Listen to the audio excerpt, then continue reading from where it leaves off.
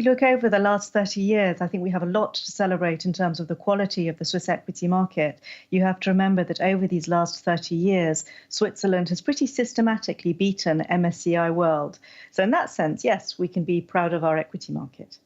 If we look back in history, is there any milestone that comes to your mind? Anything that stands out? Well, there have been both positive changes and negative changes. We've obviously seen a couple of large mergers over these last 30 years. You only have to think of Sandoz and Ciba becoming Novartis, our now second largest company in Switzerland.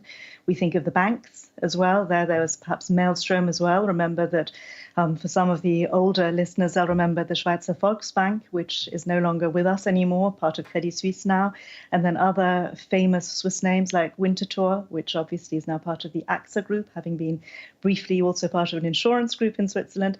So and a bank, sorry, with Credit Suisse. So yes, there have been a couple of changes over the years. And Switzerland remains a very international market as well. So when we have had big events internationally, that has also had an effect on the Swiss equity market, obviously. The 2008 financial crisis comes to mind, obviously. Yeah.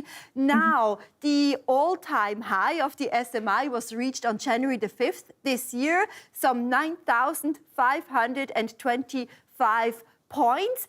Do you think that the performance is going to look rosy going forward?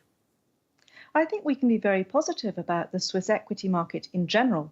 For 2018, we're actually have the second best earnings growth expectations for a European country this year. Now, it's true, if we look just at the SMI, which are our largest companies in Switzerland, it may not be necessarily from them that we're going to get the best performances in 2018. I think we could probably see a little bit more coming from our small mid-cap space in Switzerland. We tend, when we look at our portfolios, to use the Swiss Performance Index, so the 220 stocks of Switzerland, as our benchmark, as opposed to the Swiss Market Index.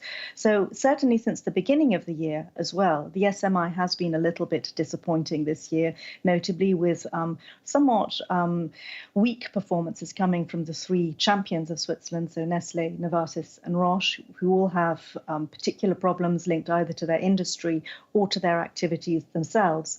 And that has weighed on the SMI, whereas we've seen some good small mid-cap companies actually performing very strongly this year.